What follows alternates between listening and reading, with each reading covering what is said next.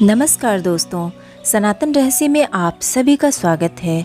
तो आज मैं आप सभी को महाभारत के धृतराष्ट्र, पांडु तथा विदुर के बारे में बताऊंगी। ध्यानपूर्वक सुने।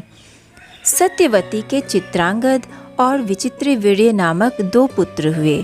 शांतनु का स्वर्गवास चित्रांगद और विचित्रवीर्य के बाल्यकाल में ही हो गया था, इसलिए उनका पालन पोषण भीष्म ने किया।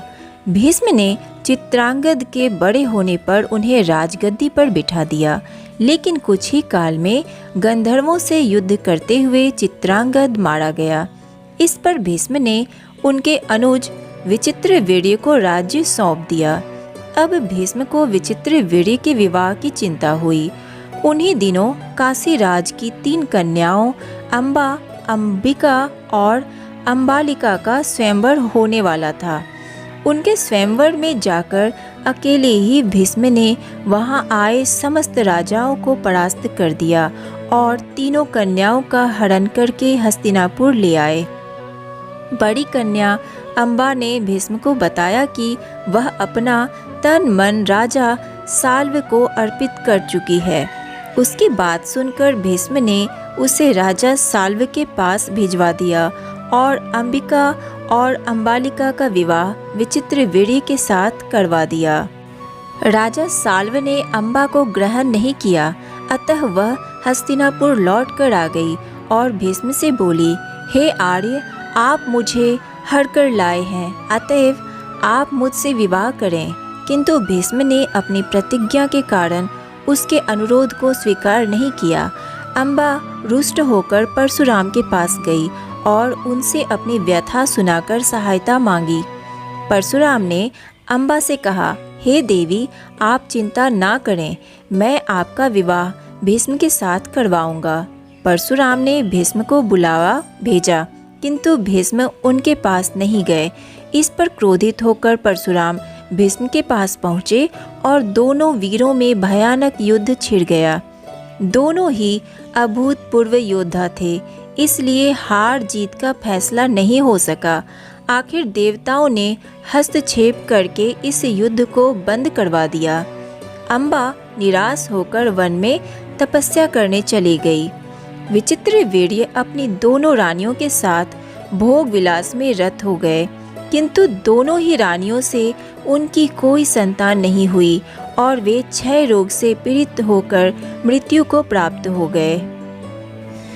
अब कुल नाश होने के भय से माता सत्यवती ने एक दिन भीष्म से कहा, पुत्र, इस वंश को नष्ट होने से बचाने के लिए मेरी आज्ञा है कि तुम इन दोनों रानियों से पुत्र उत्पन्न करो।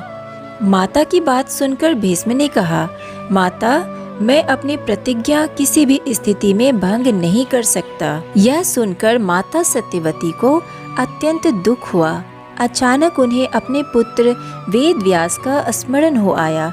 स्मरण करते ही वेदव्यास वहां उपस्थित हो गए। सत्यवती उन्हें देखकर बोली, हे पुत्र, तुम्हारे सभी भाई निसंतान ही स्वर्गवासी हो गए, अतः मेरे वंश को नाश होने से बचाने के लिए मैं तुम्हें आज्ञा देती हूँ कि तुम उनकी पत्नियों से संतान उत्पन्न करो।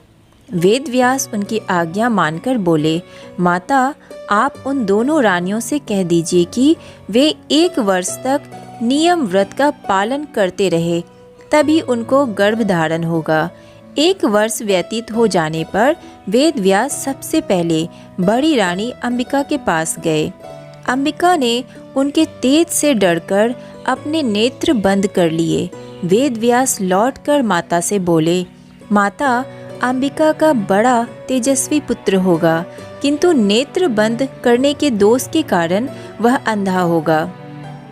सत्यवती को यह सुनकर अत्यंत दुख हुआ और उन्होंने वेदव्यास को छोटी रानी अंबालिका के पास भेजा।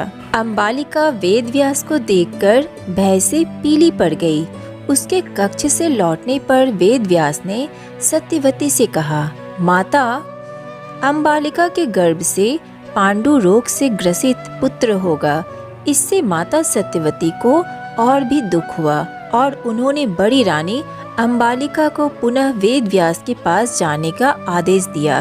इस बार बड़ी रानी ने स्वयं ना जाकर अपनी दासी को वेद व्यास के पास भेज दिया।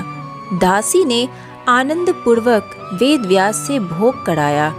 इस बार वेद व्यास ने माता सत्यवती के पास आकर कहा, माते, इस दासी के गर्भ से वेद वेदांत में पारंगत अत्यंत नीतिवान पुत्र उत्पन्न होगा।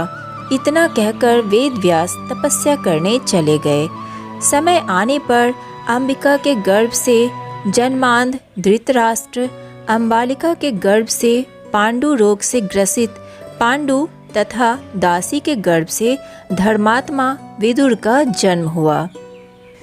तो आज के लिए बस इतना ही। वीडियो को लाइक कीजिए, सनातन रहस्य को सब्सक्राइब कीजिए और ज़्यादा से ज़्यादा शेयर कीजिए। राधे राधे।